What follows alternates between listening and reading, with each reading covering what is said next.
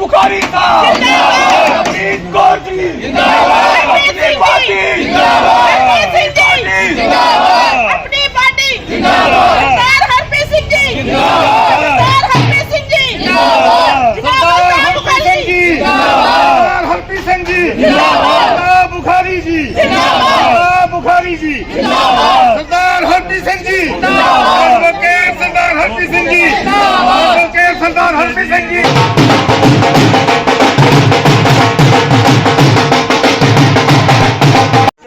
बड़ी फूलमाला अल्ताफ बुखारी साहब का स्वागत कर रहे हैं। मैडम थोड़ा नीचे मैडम जी भाई भाई भाई भाई पीछे आ जाओ भाई पीछे आप पीछे हो जाओ ना मौनी जी आप सेंटर में आ जाओ। हाँ ऐसे बस आप इधर इस साइड साइड में आ जाओ ना। हाँ हाँ सर वेव कर रही है। कश्मीर अपनी पार्टी जम्मू कश्मीर अपनी पार्टी जनाब अल्ताफ बुखारी साहब जी चौधरी जुल्फार जी हमारे पोजिशन प्रेसिडेंट सरदार मनजीत सिंह जी हमारे स्टेट के जनरल सेक्रेटरी विजय बकाया जी हमारे मेरे बड़े भाई बोधराज जी काजमी जी मेरी बहन खुशबू भगत जी आप सबको मेरी तरफ से सत श्री अकाल नमस्ते आदाब। सबसे पहले मैं अपनी बात स्टार्ट करने से पहले जनाब अल्ताफ बुखारी जी का बहुत बहुत शुक्रिया अदा करती हूँ जिन्होंने अपने कीमती वक्त से टाइम निकालकर हम लोगों की बात सुनने के लिए यहाँ पे हमें वक्त दिया। मैं सबसे गुजारिश करूंगी आप लोग सब खड़े होकर एक बार तालियों से पार्टी प्रेसिडेंट जनाब अल्ताफ बुखारी जी का स्वागत किया जाए। जम्मू कश्मीर अपनी पार्टी जम्मू कश्मीर अपनी पार्टी जनाब अल्ताफ बुखारी साहब। मैं आप लोगों के साथ कुछ बातें अपनी शेयर करूंगी। मैं पार्टी में एक सिंपल कार्यकर्ता थी। अपनी मेहनत से पार्टी ने मेरी मेहनत को देखा और पूरी सीनियर लीडरशिप के सहयोग से मुझे जम्मू कश्मीर अपनी पार्टी का वुमेन्स विंग की प्रोविजनल प्रेसिडेंट बनाया गया। जम्मू कश्मीर अपनी पार्टी एक ऐसी पार्टी है जो लोगों के काम को क्रेडिट देती है। उन्होंने ये नहीं देखा कि ये कौन है या कौन सी कास्ट से है, उन्होंने मेरे काम को क्रेडिट दिया और उन्होंने मुझे जम्मू कश्मीर अपनी पार्टी की प्रोविजनल प्रेसिडेंट बनाया। इसके लिए मैं पार्टी प्रेसिडेंट और पूरी सीनियर लीडरशिप का दिल की गहराइयों से बहुत बहुत स्वागत करती हूँ और बहुत बहुत शुक्रिया अदा करती हूँ जिन्होंने मुझे इतनी बड़ी पोस्ट दी। मैं सबसे पहले मैं अपने एरिया की बात रखना चाहूंगी। मैं पार्टी प्रेसिडेंट जनाब अल्ताफ बुखारी साहब से गुजारिश करूंगी कि इस एरिया की जो प्रॉब्लम है, सबसे पहले इस एरिया में जो मैक्सिमम लोग रहते हैं वो रिफ्यूजी रहते हैं। अभी तक मेरे भाई बहनों को, मेरे घर वालों को, मेरे बाप को, मेरे बुजुर्ग को, मेरी माता को अभी तक रिफ्यूजियों की पेमेंट नहीं आई। एक पेमेंट डालकर अभी तक हमें रेस्ट ऑफ पेमेंट नहीं दी। मैं पार्टी प्रेसिडेंट जनाब अल्ताफ बुखारी साहब से गुजारिश करूंगी कि होम मिनिस्टर से बात कर हमारी रिफ्यूजियों की पेमेंट वन टाइम सेटलमेंट करवाई जाए जिससे हमारे लोगों का भला हो सके। दूसरी बात मैं अपनी यहाँ पे ये शेयर करना चाहूंगी कि जो हमारी पंजाबी लैंग्वेज है उसको ऑफिशियली लैंग्वेज किए जाए जिससे लोगों को हमारे इतिहास के बारे में पता चले। और सबसे बड़ी बात जो इस एरिया की है, यहाँ पे मैक्सिमम लोगों का जो रोजगार है वो ट्रांसपोर्टेशन है। और आपने देखा होगा कोविड के बाद ट्रांसपोर्ट की हालत बहुत खराब हो गई है। मैं पार्टी प्रेसिडेंट जनाब अल्ताफ बुखारी साहब से ये प्रॉमिस करती हूँ जब हमारी सरकार सत्ता में आएगी हमें ट्रांसपोर्ट के लिए एक अलग से पैकेज रखेंगे जिससे हमारे ट्रांसपोर्ट भाई आगे बढ़ सके और अपना रोजगार चला सके। और उसके बाद मैं अपनी महिलाओं के लिए बात करूंगी जो हमारी पार्टी हमेशा वुमेन एम्पावरमेंट की बात करती है। मैं अल्ताफ बुखारी साहब जी से एक रिक्वेस्ट करना चाहूंगी जब हमारी सरकार सत्ता में आएगी उस टाइम मेरी बहनों के लिए हर जगह पे स्किल सेंटर्स खोले जाए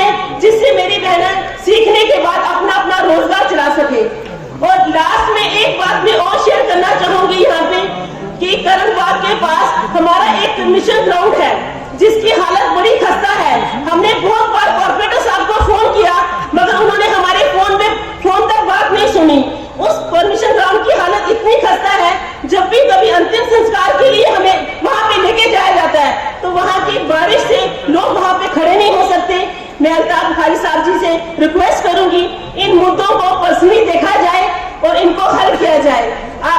और एक बार आज मैं बोलती हूँ, जम्मू कश्मीर अपनी पार्टी, महिला विंग, थैंक यू। जरूरी है और वो ताकत आपकी आवाज को कोई दे सकता है तो वो एक ही नेता, एक ही जो जिसने इस पार्टी को बनाया है आप लोगों के लिए, वो एक ही लीडर ऐसा जम्मू कश्मीर में है जिसका नाम है सैयद मोहम्मद अल्ताफ बुखारी साहब। और मैं बार बार आपको यही कह रही हूं कि यहाँ पे सुन के सिर्फ भूल मत जाइए अपने लोगों। शुक्रिया विपुल जी, मैं सबसे पहले शुक्रिया अदा करता हूँ आप सबका जो यहाँ पे आए और साथ में अल्ताफ बुखारी साहब का, जुल्फिकार चौधरी साहब का और प्रोविजनल प्रेसिडेंट हमारे मजीद साहब का, जिन्होंने मुझे ये टाइम दिया। बात करते हैं 370 की। जब 370 टूटा तो एक लूप होल जो था, वो एक ब्लैक होल जिसे कहते हैं, वो एक हमारी यहां पे बन गया। उस वक्त सारे जो लीडर थे वो अपने घरों में दुबक के बैठ गए। उस वक्त अल्ताफ बुखारी साहब और उनकी टीम बाहर निकली और उस दौर में निकली जब ये नहीं पता था कि घर जा पाएंगे या नहीं जा पाएंगे। शाम सामने आए, उन्होंने आपके हकों की बात की। पॉलिटिशियंस और लीडर में एक फर्क होता है। पॉलिटिशियन जो होता है उसको होता है कि मुझे सत्ता अगली 5 साल में कैसे लेनी है, उसका सिर्फ नजरिया वहां तक होता है। लेकिन जो एक लीडर होता है उसका नजरिया होता है कि जो आने वाली हमारी नस्लें हैं, जो पीढ़ियां हैं, उनकी भलाई कैसे की जाए। और मुझे यह फक्र ये से कह रहा हूं कि जो हमारे अल्ताफ बुखारी साहब और उनकी टीम है, उन्होंने अपने आप को एक जम्मू कश्मीर का लीडर साबित किया है। बात करते हैं जॉब्स की। जब 370 टूटा, बहुत कम लोग ये जानते होंगे, जो एक हाई कोर्ट में एप्लीकेशन निकली जॉब के लिए, तो पहली एप्लीकेशन बिहार से ऑनलाइन लगी। हमारे जो बच्चों की जॉब थी उस वक्त खतरे में थी, क्योंकि एक तरफ पूरा देश के जो नौजवान थे वो वहां फॉर्म भरने के लिए आ गए थे। फिर हमारी लीडर की दूरंदेशी ने सरकार से मिले और उनको मुतमिन किया इस बात के लिए कि हमारे बच्चों की जो जॉब्स है वो हमारे बच्चों तक रहनी चाहिए। तो डोमिसाइल जो है वो शुरू करवाया, जिससे हमारे बच्चों की जॉब्स बची। जमीनों की बात करें, सरकार ने के पास ये हुआ है कि 95% जो एग्रीकल्चर लैंड है वो बाहर वालों का नहीं बिक सकती है। ये हमारे लीडर की दूरंदेशी है। हमारे लीडर ने डेवलपमेंट की बात की है, हमारी पार्टी ने डेवलपमेंट की बात की है। बाकी जो पार्टियां हैं उन्होंने हमें सिर्फ बांटा है। आज तक किसी ने नहीं कहा कि एजुकेशन के लिए क्या करना है, किसी ने नहीं कहा हेल्थ सेक्टर के लिए क्या करना है। यहाँ पे वो लोग बैठे, हम पढ़ाते हैं बच्चों को बड़ी मुश्किल से, जितना पैसा खर्च करते हैं। आगे डेवलपमेंट के लिए जॉब्स नहीं है, हेल्थ सेक्टर नहीं है हमारे पास। हम बगैर इलाज के हमें पंजाब जाना पड़ता है, आगे पीछे जाना पड़ता है वहां करने के लिए। इसलिए मैं आप सबसे ये रिक्वेस्ट करता हूं कि डेवलपमेंट के लिए, बच्चों के रोजगार के लिए और स्टेट की भलाई के लिए आप हमारे हाथ मजबूत करें, आप अल्ताफ बुखारी साहब के हाथ मजबूत करें, ताकि हम जो है आपकी समस्याओं को दिल्ली तक पहुंचा सके और आपकी समस्याओं को दूर करें। अध्यक्ष, आप सबके दिलों की धड़कन और रियासत जम्मू कश्मीर की एक मायनाज शख्सियत जनाब अल्ताफ बुखारी साहब,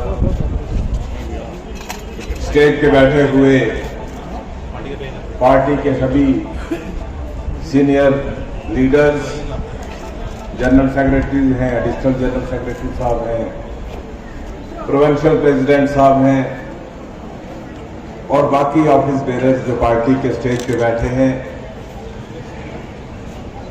बिलखसूस पार्टी की जो महिला विंग की हमारी अध्यक्षा बनी है मैडम पवनीत कौर जी, और यहाँ अब मुझे अब कॉन्स्टिट्यूंसी के नाम भी पता नहीं है कि ये कंटोनमेंट होती थी पहले, अब इस कॉन्स्टिट्यूंसी का क्या नाम है? आरएसपुरा साउथ। आरएसपुरा साउथ से आए हुए यहाँ के बाशहूर गैरतमंद अवाम,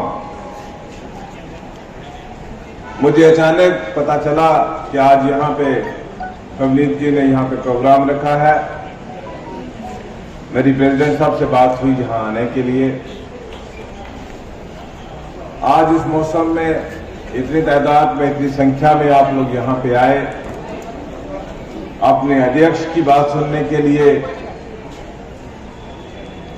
बुखारी साहब फ्रीक्वेंटली जम्मू का टूर करते हैं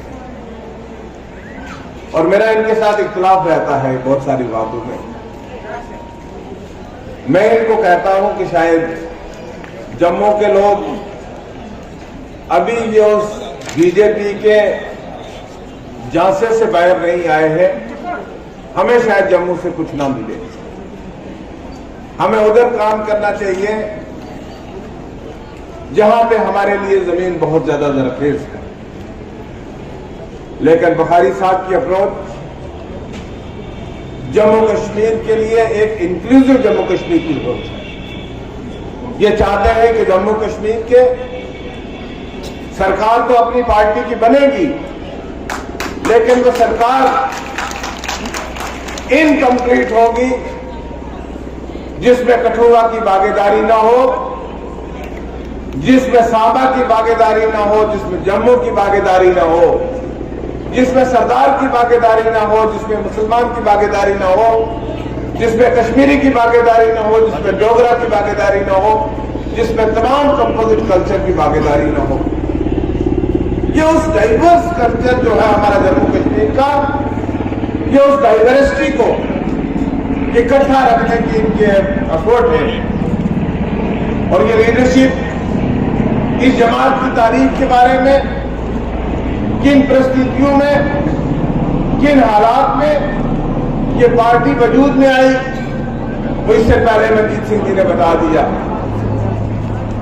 मेरे भाइयों बहनों, जम्मू कश्मीर अपनी पार्टी एक ऐसे वक्त में कायम हुई जब जम्मू कश्मीर से धारा 370 को खत्म किया, जब जम्मू कश्मीर को, जो ब्रिटिश इंडिया में सबसे बड़ी स्टेट हुआ करती थी, उस स्टेट को डाउनग्रेड करके यूनियन टेरिटरी बना दिया गया और जम्मू कश्मीर के लोगों की बात करने वाला कोई नहीं था।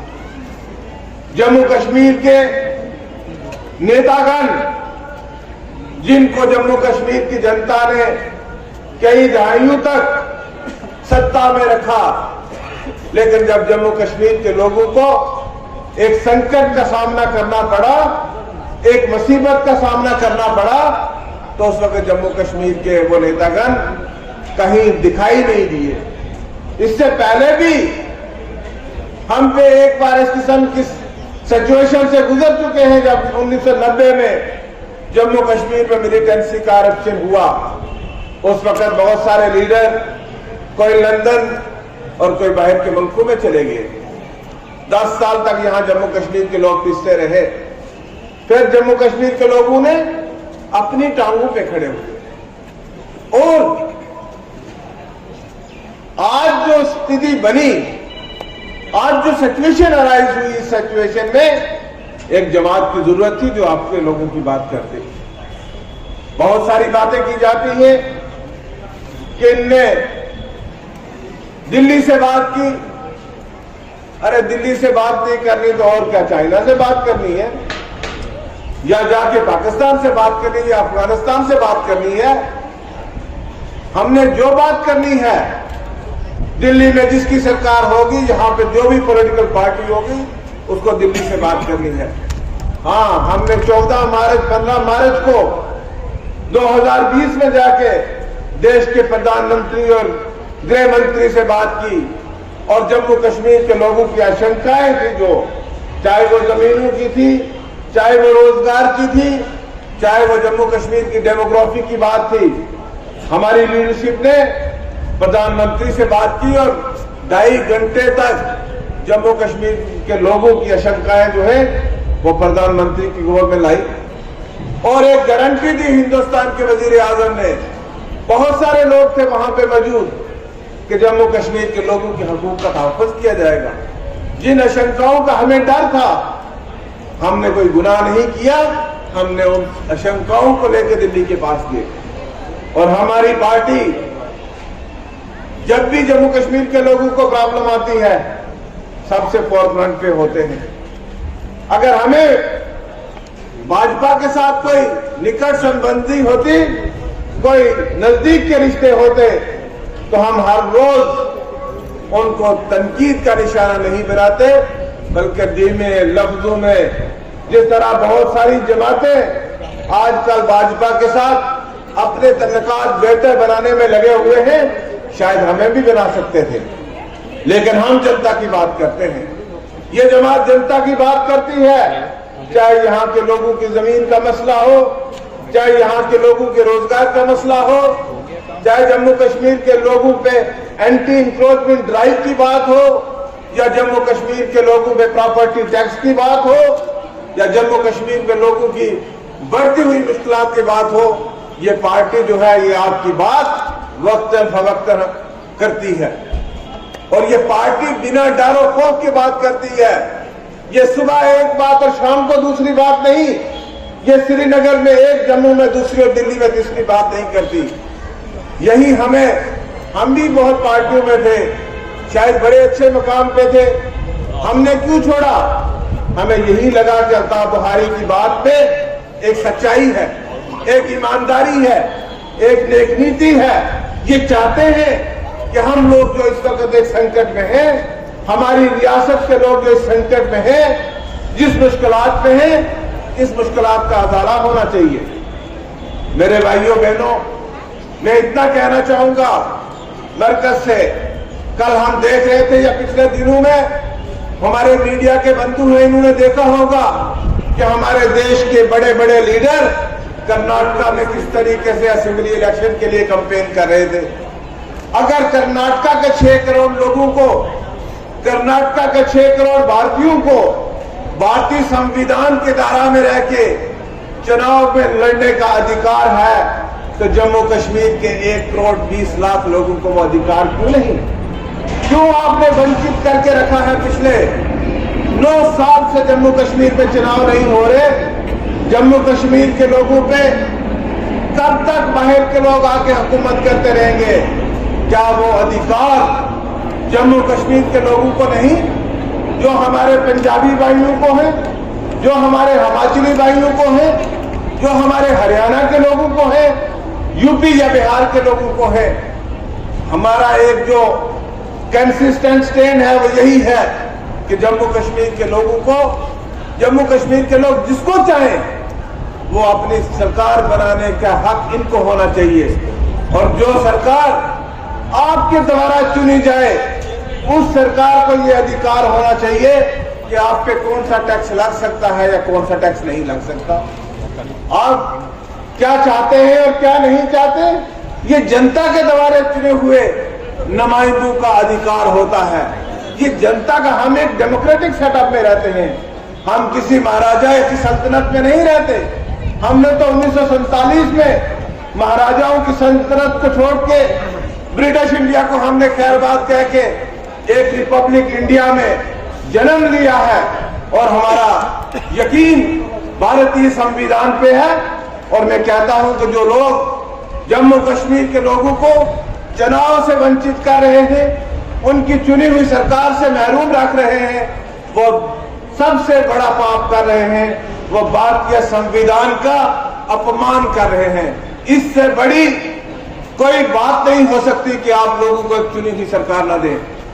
मैं आपको कहना चाहूंगा कि बहुत सारे लोग आ जाएंगे जिन्होंने हमें रोजगार नहीं दिया, जिन्होंने हमारी महंगाई को कम नहीं किया, जिन्होंने हमारी मुश्किलात को बढ़ाया, वो आ जाएंगे आपके बीच में धर्म के नाम पे, जाति के नाम पे, इलाका के नाम पे, और हम लोग तब तक तो बहुत गालियां देते रहेंगे, लेकिन जब आपके हाथ में वो ताकत होगी उस वक्त आप शायद धर्म के नाम पे ना बढ़ जाएं, जाति के नाम पे ना बढ़ जाएं। उस वक्त आपको ये बात देखनी चाहिए कि आज जो संकट की घड़ी में आपके साथ खड़ा होता है, आपकी मुश्किलात में आपके साथ खड़ा होता है, आपको उनके साथ चलना चाहिए।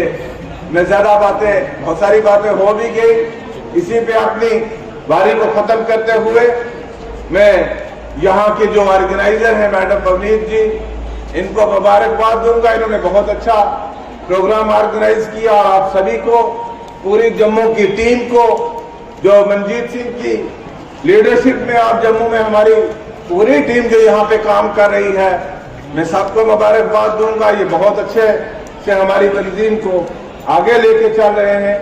आप लोग यहाँ पे आए हैं, आप सबका बहुत बहुत शुक्रिया, धन्यवाद। हमारी पार्टी के जनरल सेक्रेटरी जनाब विजय बकाया साहब, हमारी पार्टी के प्रोविंशियल प्रेसिडेंट सरदार मनजीत सिंह जी, हमारी पार्टी के वाइस प्रेसिडेंट फकीर नाथ जी, हमारे additional general secretary Arun Kumar Chhibber ji, हमारे सीनियर साथी और एक्स MLA प्रेमलाल जी, हमारे डॉक्टर रोहित गुप्ता जी जो डिस्ट्रिक्ट प्रेसिडेंट जम्मू भी हैं, हमारे हरप्रीत सेठी जी जो हमारे डिस्ट्रिक्ट प्रेसिडेंट आरएसपुरा के हैं, हमारी खुशबू भगत जी, हमारे हंसराज डोगरा जी, हमारे पुष्प देव कुपल जी, हमारे बोधराज भगत जी, हमारे एजाज आजमी जी, हमारे अनिल परिहार जी, हमारे मदन लाल जलोत्रा जी, हमारे रकीक अहमद खान जी, हमारे सोहन सिंह सोनी जी, हमारे विपुल बाली जी, वैभव मटो जी, सुदेश रैना जी, अशरफ चौधरी जी, शिवम चौधरी जी, विशाल जोशी जी, अभिनव गुप्ता जी,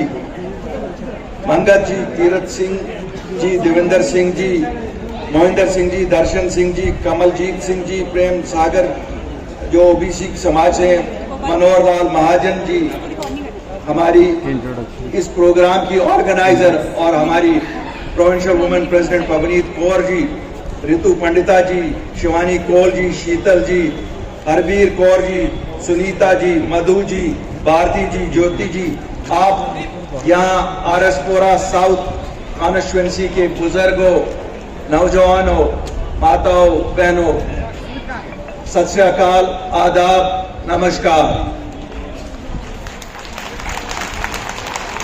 सबसे पहले मैं मैडम पवनीत जी और हरप्रीत जी को मुबारक देना चाहता हूं और इनकी पूरी टीम को, अपनी यहाँ की टीम को जिन्होंने आज यह प्रोग्राम यहाँ ऑर्गेनाइज किया। मैं आप सबका भी शुक्रगुजार हूं कि आपने अपने कीमती वक्त से आज टाइम निकाल के यहाँ तक पहुंचे कि हमारी बात सुने। यहाँ आने का 2 मकसद थे। एक कि आप लोगों के मसले मसाइल सुने। पिछले हफ्ते में मैंने ट्रांसपोर्टर्स के कुछ मसले सुने, जो हमारे ट्रांसपोर्टर भाई हैं जिनकी एक यूनियन हमारे साथ अभी ज्वाइन जुड़ने की, जो उनके अध्यक्ष थे, सब लोग ज्वाइन किए। मैं उनको मुबारकबादी देता हूं कि उन्होंने आज यहां आकर इस सभा को भी कामयाब किया है और अपने मसले मसाइल भी उठाए। मैंने जैसे उनको वहां वादा किया था जिस वक्त ज्वाइनिंग हुई थी कि आपके मसले हमारे लिए प्रायोरिटी हैं, क्योंकि आप रीढ़ की हड्डी के तौर पे काम करते हैं इस रियासत में। क्यों, हमारी रियासत ऐसा तो है नहीं कि ट्रेन से कनेक्टेड है। हमारे रास्ते जो हैं वो हमारे ट्रांसपोर्टर भाई राशन भी यही लेते हैं, हमारी फ्यूल की भी यही करते हैं। हर एक चीज अगर जम्मू कश्मीर के कोने कोने में, चाहे राजौरी पुंछ हो या लोरंता को मंडी हो या कुपवारा हो, अनंतनाग हो, कहीं पर भी जम्मू कश्मीर में अगर किसी को कहा जाए रीढ़ की हड्डी तो ये ट्रांसपोर्ट सेक्टर है। बदकिस्मती है कि जो आज की सरकार है इसे कोई परवाह नहीं है कि इस सेक्टर को जो वर्चुअली मरने के दहाने पे पहुंच चुका है, इसकी तरफ कोई तवज्जो दे। मैं आपको वादा देता हूं कि ये प्रायोरिटी होगी। इस सरकार के साथ भी हम आपके मसले उठाएंगे, लेकिन इसके बाद भी जिस वक्त हम आपकी सरकार आएगी इंशाल्लाह this will become a priority sector. चाहे आपकी जो फाइनेंसेस हो वो प्रायोरिटी लैंडिंग रेट पे होनी चाहिए, चाहे अगर आपको दूसरी जो सुविधाएं चाहें, वो सब चीज़ों के लिए प्रायोरिटी हम लोग जरूर देंगे। मैडम पवनीत ने काफी सारे लोकल मसले यहाँ उठाए, मैंने नोट करके रखे हैं जिन चीजों का हम हल इस वक्त कर सकते हैं। क्यों, हम भी आपकी तरह ही आम लोग हैं, हम कोई न सरकार में है और न मैं कह सकता हूं आपको कि जो इस वक्त की सरकार है उनके कोई लाडले हैं।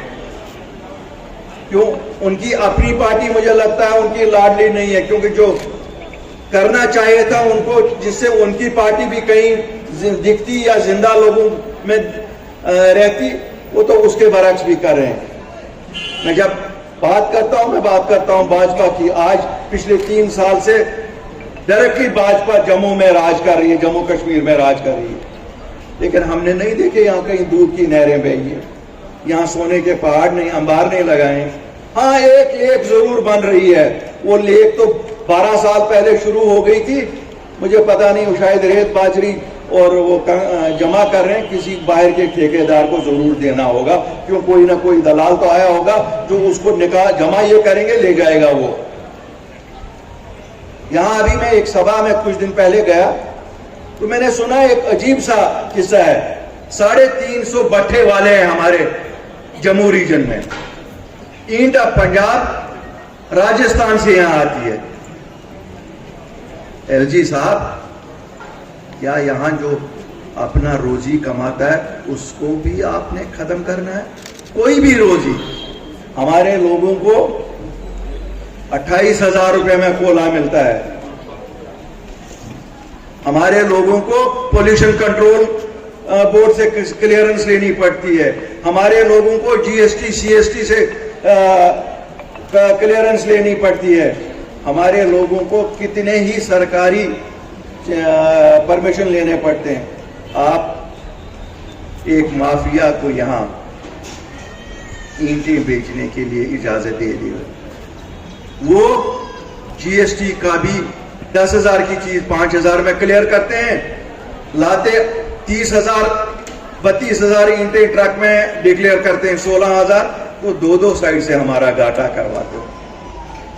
मैं वो लखनपुर पे जो बैठे हैं उनको कहता हूं, ना मारो इन अपने लोगों को।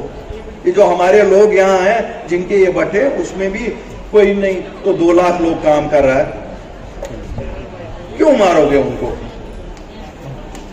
शायद आपको 2-4 हजार रुपया वो वहां देते होंगे, क्यों, वो तो रीत रिवाज ही रहा है उधर का, और आजकल तो ज्यादा ही है। जो लखनपुर की पोस्टिंग तो अब सोने की पोस्टिंग होगी, क्यों, ये जितने भी बाजरी ईंट के ठेकेदार माफिया इन्होंने लाया है, उन्होंने तो सबको वहां करप्ट ही कर दिया है। और मैं बड़े वसूख से कहता हूं, मुझे काफी लोग फिर कहते हैं अल्ताफ साहब ना कहा करो ये, मैं कहा सच बोलना तो हमारा कॉल है और ये हमारा फर्ज है, हम तो बोलते ही रहेंगे। ये जो माफिया बाहर से आई है, हमें मालूम है इसको पुष्पनाई सरकार की है, हमें ये भी मालूम है कुछ लोगों की सेंटर में बैठ के भी उनको पुष्पनाई है, लेकिन जब सच बोलने के लिए निकले तो हमें डरना क्या है? किससे डरना है? डरना एक ऊपर वाले अल्लाह से, और अपने लोगों की बात करते ही रहेंगे। मेरे भाइयों, आपने 72 साल से मुख्तलिफ जमातों को देखा, आपने नेशनल कॉन्फ्रेंस को देखा, आपने पीडीपी को देखा, कांग्रेस को देखा, भाजपा को देखा। अगर ये आपके मेयार पे उतरी हैं, अगर आपको लगता है इन्होंने आपके हित में काम किए हैं, तो मैं जरूर कहूंगा कि फिर कंसिडर करो। लेकिन हम सबको मालूम है इन्होंने हमारे लिए तबाही की। कश्मीर में अगर उग्रवाद उठा तो उसके लिए कांग्रेस और नेशनल कॉन्फ्रेंस डायरेक्टली जिम्मेवार थी, और अगर आज भी उग्रवाद कहीं सर अपना खड़ा कर रहा है, जो इस वक्त की सरकार है, ये जिम्मेवारी उनके सर पे जाएगी। कोई अपने सर से ये जिम्मेवारी उतार नहीं सकता है। क्यों? आम जम्मू कश्मीर के नागरिकों का इससे कोई लेना देना नहीं। हम लोग अमन पसंद है, शांति पसंद है। हमें कभी इन्होंने बांटा ऑटोनॉमी के नाम पे, कभी इन्होंने बांटा सेल्फ रूल के नाम पे, लेकिन जम्मू एंड कश्मीर अपनी पार्टी का वजूद आया है कि दोनों खित्तों के सांझे मसले हैं। जम्मू एंड कश्मीर अपनी पार्टी का वजूद ही इसीलिए आया कि जम्मू की जो डिमांड्स है वो है कि हमारे बच्चों की नौकरियां हमारे ले रहे हैं, हमारी जमीनें हमारे ले रहे हैं, हमारी स्टेटहुड वापस आए। ये कश्मीरी चाहता है। तो जब दोनों के मसले साझे हैं तो हल भी तो साझे हैं। हम वो जमात नहीं है जैसे अभी मंजीत सिंह जी कह रहे थे, जुल्फकार साहब ने कहा कि श्रीनगर में एक बात कहेंगे और जम्मू में दूसरी बात कहेंगे, दिल्ली में तीसरी बात कहेंगे। अल्लाह के फजल से और आपकी मदद से सच को हमेशा सच की तरह ही बोलेंगे। क्यों कभी भी ये नहीं ध्यान में रखेंगे क्या इससे हमें लोग कहीं ज्यादा वोट दें या कम वोट दें। तो जब अल्लाह खुश तो लोग भी खुश, जब अल्लाह ही खुश नहीं रहेगा तो कुछ लोग भी खुश नहीं होते। हमें सोचना पड़ेगा क्या हम इन जमातों को, मारूसी जमातों को, खानदानी जमातों को फिर आगे चलने दें। 2014 में एक जमात आई, जम्मू वालों ने पूरा भरोसा किया, कहा साहब ये तो खानदानी राज के खिलाफ है। क्यों जम्मू खानदानी राज के खिलाफ था? जम्मू को लग रहा था कि शायद जो जमातें खानदानी राज की वजह से, चाहे नेशनल कॉन्फ्रेंस थी चाहे पीडीपी थी, वो उनके हितों का ख्याल नहीं रख रही है, तो उन्होंने भाजपा को वोट दिया, 25 सीटें दे दी। बदकिस्मती 24 घंटे रिजल्ट जब निकले तो वो जाके गोद में बैठे इन्हीं खानदानी जमातों। क्या आप इन पे भरोसा आज कर सकते हो? कर सकते हो क्या? अगर है तो आप करो। फिर ये कहते हैं नहीं कि हमें तो इलेक्शन जीतना ही है। कैसे जीतना है? किसके बलबूते पे जीतना है? क्या कारकर्दगी है आपकी? यही कारकर्दगी है ना कि आपने 370 और 35 ये उठाया। अरे भैया आपने उठाया था, अगर मेरे जम्मू वासियों को ही कोई फायदा आया होता मैं कहता चलो जी कोई बहुत अच्छा काम किया। ठीक है आपने अपना एजेंडा पूरा किया होगा, लेकिन हमारे लोगों को क्या मिला इसमें से? हमारे लोगों को तो माफिया मिला, हमारे लोगों को शराब का माफिया मिला, हमारे लोगों को इम्तिहान दिए, क्वालिफाई किया, फिर उन्होंने कहा कि इसमें चोरी हो गई है। चोरी ये हो गई है कि इनके अपने जो उम्मीदवार थे वो कहीं नजर नहीं आते हैं, चाहे बॉर्डर बटालियन थे, सीएए थी या दूसरे थे।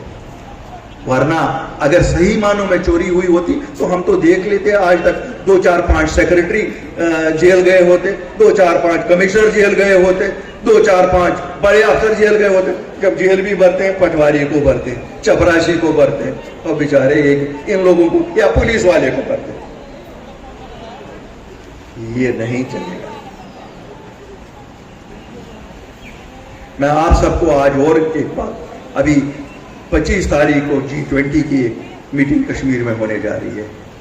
मुझे उम्मीद है जिस तरह कश्मीर अपनी मेजबानी के लिए माना जाता है, इंतजार में है श्रीनगर, इंतजार में है कश्मीर की कब वो लोग आएंगे और हम उनका स्वागत करें और दिल से स्वागत करें, उनको दिखाएं हम उतने ही भारतीय हैं जितना कोई और है। और किसी को अगर ये शक होगा कि हमारे इशारों पर जम्मू कश्मीर के लोग नाचते हैं, उनकी वो गलतफहमी भी दूर करेंगे। और अगर कभी जम्मू की तरफ G20 वाले कोई भी इन्होंने यहाँ मीटिंग की, मेरी आपसे भी बेनती होगी कि उनका ऐसा रिसेप्शन करिए ताकि वो याद रखें कि वो उस रियासत में आए हैं जो डोगरों की रियासत थी। भला आज इन्होंने उस रियासत को मौजूद नहीं रखा, क्या दुश्मनी थी मुझे ये पता नहीं। इनके एजेंडा में 370 और 35 ये हटाना था, लेकिन हमें नहीं ना पता थी कि मुंह में राम राम बगल में छुरी, अंदर से इनको कैंची साथ थी। नहीं, रियासत जो इनका है इनकी आइडेंटिटी भी खत्म करनी है। क्यों? इससे क्या मिला ये आज तक ना आपको समझ आया होगा ना मुझे समझ आया। अगर जिस दिन आपको समझ आएगा मुझे बताइए और मुझे समझ आए मैं आपको बताऊं क्यों हमारी पहचान क्यों इन्होंने खत्म की। जब नाम ना इंसान को हो तो उसको किस नाम से बुलाएंगे? आज तो हमें पता ही नहीं हमें किस नाम से बुलाया जाएगा। अगर हम किसी को पुकार करते हैं तो इसीलिए करते हैं भैया हमें वो अपनी पहचान दो। अल्लाह के फजल से और आपकी मदद से वो भी जरूर लाएंगे कि हम तब तक भी चुप करके बैठने वाले नहीं हैं जब तक हम वापस आएंगे। तो मैं एक बार आप सब लोगों का शुक्रिया फिर अदा करना चाहता हूं, पवनीत जी का, अपनी पूरी जम्मू की लीडरशिप का, हमारे बुजुर्ग जो भीष्म पिता हैं इस पार्टी के, बकाया साहब का, इनका हम पे हमेशा हाथ रहता है, मेरे भाई वाइस प्रेसिडेंट साहब जुल्फकार साहब और सब लोगों का जो लोग यहाँ मेहनत करते हैं, ये जितने कोलीग्स मेरे यहाँ मेहनत करते हैं उसको हम रेगुलराइज कराएंगे। क्यों? ये आप लोगों ने अपने खून से इस जमीन को सींचा है। कभी कहते हैं प्रॉपर्टी टैक्स, अरे भाई प्रॉपर्टी टैक्स ये स्मार्ट सिटी पे आपने ठेकेदार बाहर से लाए या अपने चुनिंदा ठेकेदार, उनको हजार करोड़, जम्मू में 1000 करोड़, कश्मीर में 1000 करोड़, और हमें कहते हो कि प्रॉपर्टी टैक्स उनके हजार करोड़ जेबों में और डालने के लिए। शर्म करो, शर्म करो, इसका हिसाब तो जरूर देना पड़ेगा। अगर आपको लगता है कि ये जो आपने कहीं कहीं पे फंवारे लगा लिए हैं या वो टाइल लगा रहे हो जो बरसात के बाद कहीं नजर नहीं आएंगे, जम्मू कश्मीर में कोई मुर्दा दफन नहीं होता है, वो काफी टाइम तक बास मारता रहता है, और ये आपके स्मार्ट सिटी प्रोजेक्ट तो बास मारते ही रहेंगे। और अगर अल्लाह ने हिम्मत दी, एक दिन ये चोरी भी नंगी कर देंगे। तो हम तो आए हैं सच बोलने के लिए, हमें किस चीज का डर है? तो हम आती है भाई, घर बैठ जाएंगे, हमें कोई जरूरत नहीं है। हमें इनमें से जो आज इख्तिदार में, हम इनके भरोसे घर से नहीं निकले हैं। हम अगर निकले हैं तो आप लोगों के भरोसे घर से निकले हैं। मैं आपकी वसातत से आज वजीर आजम हिंद को एक बात कहना चाहता हूं। वजीर आजम साहब, हमारा बड़ा इस्तेकबाल आपने किया 14 और 15 मार्च 2020 को। क्या वो इस्तेकबाल इसलिए था कि आपकी जम्मू कश्मीर में सियासत उस वक्त खत्म हो गई थी सबकी? अगर आपको लगता है कहीं वजीर आजम साहब या दिल्ली में जो बैठे हैं आका कि हम आपके लिए निकले, हम अगर निकले तो हम अपने लोगों के लिए निकले, क्योंकि उस वक्त हमारे लोगों में परेशानी थी। हमारे लोगों को लग रहा था कि शायद हमारा कोई नहीं है जो हमारी बात करे, हम अपने लोगों की बात करने निकले। और शुक्र अल्लाह का है, हमें फख्र है कि अपनी पार्टी और अल्ताफ बुखारी निकले। हमने क्या किया? जो आपने 5 अगस्त 2019 को बड़े शातिराना तौर पे हमसे छीन लिया था 370 और 35 से, जो हमारे लोगों को उसमें हक मिलता था, एक मिलता था कि नौकरियां हमारी अपने बच्चों के लिए, हमने वो नौकरियां आपसे मिलके बहाल करवाई, जम्मू कश्मीर के लोगों के लिए रिजर्व करवाई। मैं आप लोगों को मुबारकबाद उसके लिए देता हूं। आपकी जमीनें जो उनको लगता था कि पूरे हिंदुस्तान से शायद लोग आके यहाँ बसाएंगे, हमने निकल के उस पे 95% पे ये करवा दिया कि जम्मू कश्मीर के वासी खरीदेंगे। क्या हमने गलत किया? मुझे बताओ भाइयों, अगर गलत किया अभी माफी मांगूंगा आप लोगों से। और भाजपा वाले कहते ये कब हुआ? अरे भाजपा वालों, तुम लोगों को तो परेशानी थी लोगों की। जम्मू में हो, कश्मीर में हो, है तो हमारी वो बदकिस्मत रियासत जो अब रियासत नहीं रही।